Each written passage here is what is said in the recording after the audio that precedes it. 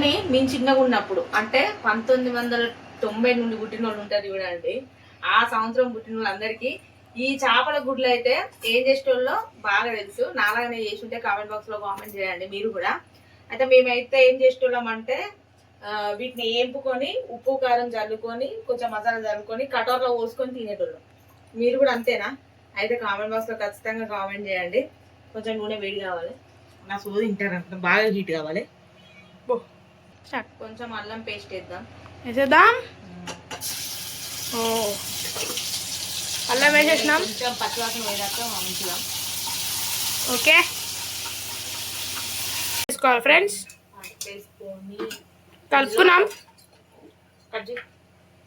కానీ ఇది ఏ ప్రమోషన్ కాదు, మన ఊహాలకు ప్రమోషన్ కూడా. అయితే ఇది గుంటూరు కారం తెస్తా. అక్కడ ఈ ప్యాకెట్ తెస్తా మసాలా కారం అని. బట్ మనం కొంచెం మసాలా ఎక్కువ తింటాం అన్నట్టు, అందుకే ఇది తీసుకొస్తాం. మనం మసాలా తక్కువనే తింటామే, గుంటూరు కారం ఎక్కువ తింటాం మనం. వేసి కారం వేయలేదు అక్కడ, కర్రీ ఎటు అటు వెళ్ళిపోతుంది. మసాలా కారం కాబట్టి ఒక 2 స్పూన్లు వేసుకోవాలి డైరెక్ట్ గా, ఇలా ఏం వేసేది లేదు. కొంచెం ధనియా పౌడర్ వేసుకుంటాం. ఇప్పుడు ఏం వేసుకోవాలమ్మా? కొంచెం ధనియా పౌడర్ వేసుకోవాలి, చేపల కూర కదా స్మెల్ కోసం. ధనియాల ఇప్పుడు ఉప్పు వేసుకుందాం ఫైనలీ. అప్పుడు ఉప్పు వేసినా గానీ ఇవన్నీ కారం వేసిన తర్వాత ఉప్పు వేస్తే సెట్ అవుతుంది. ఇందులో కొంచెం ఉప్పు తక్కువ వేసుకోవాలి, ఎందుకంటే చేప గుడ్లలో ఉప్పు ఎక్కువ ఉంటుంది. ఫైనలీ కడాయిలో పోతుంది చేపల గుడ్డు. ఓకేనా?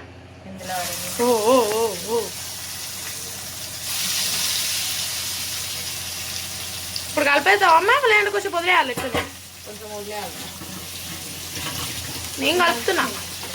దీనికి ఖచ్చితంగా ఇట్లాంటి గంటే వాడాలి, ఎందుకంటే తుక్కు చేయడానికి. లేకపోతే మధ్యలో కొంచెం పచ్చిగా వస్తుంది. ఇదంతా కారం ఉప్పు ఇదంతా పట్టాలి కదా. ఓకే, ఈ గంటే వాడితేనే తర్వాత వాడాలి. ఇక అత్త బాటలు చెప్పాలంటే అదే ఫ్రెండ్స్, రొట్టెలు వేపుకునేది సగం తెలుగు కన్నా పక్క మన లాంగ్వేజ్ లో చెప్పినాం అనుకో. నేను చెప్పాలనా రొట్టెలు వేపుకునేది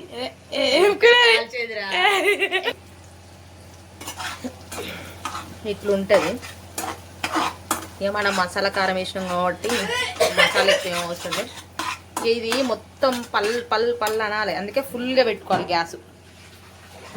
గ్యాస్ ఫుల్గా పెట్టుకుంటే ఇది మంచిగా గోలాలి.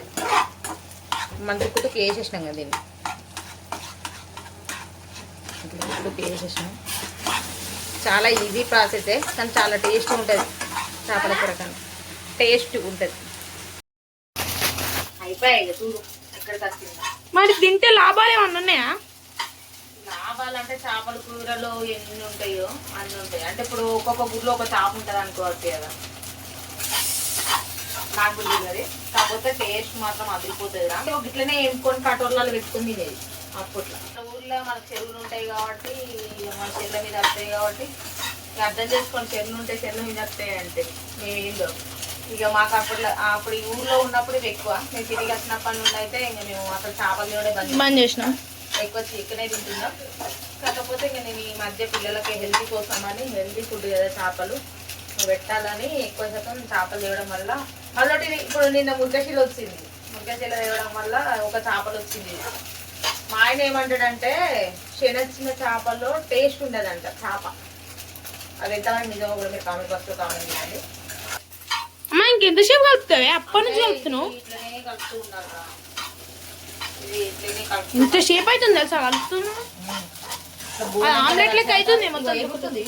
అదే గుడ్డు ఇట్లా చిట్టపొట్టలు ఆడుతుంది ఇంకా ఏగి లోపల మంచిగా పువ్వులు ఏంపుతే ఎట్లా చిట్టపొట్టలు ఆడుతుందో అట్లా ఆడుతుంది. ఇది కూడా అట్లానే ఉంటుంది, బాగుంటుంది. ఓకే అయిపోయినట్టే. ఇంకో ఓపిక ఉంటే ఇంకా వేసుకోవచ్చు. మారుతుంది కదా మన చేపలు వండినా ఏం కూర వండినా మనకు ఒకటి అలవాటు ఏంటంటే పెద్దల పెట్టుడు. ఫస్ట్ అలా పెట్టాలి. చిన్న పీస్ ముక్కలు కొంచెం వేసేసేస్తే చాట్ ఉంటుంది.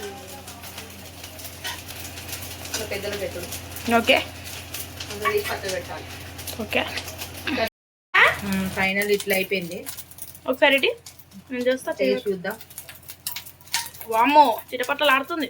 సౌండ్ వస్తుందియా? ఒకటి అవా ఊది అవా.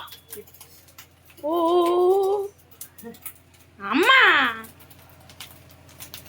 వా. రెడీ ఉంది, కాకపోతే మనం టేస్ట్ చూడాలి. సూపర్ ఉంది, తింటే పడతాను కానీ ఊరుకొని తినాలి. ఓకే ఫ్రెండ్స్, ఇప్పటి వరకు మన వీడియో చూసిన వాళ్ళందరికీ ధన్యవాదాలు. మా వీడియోలో ఏదైనా తప్పుగా మాట్లాడితే క్షమించండి.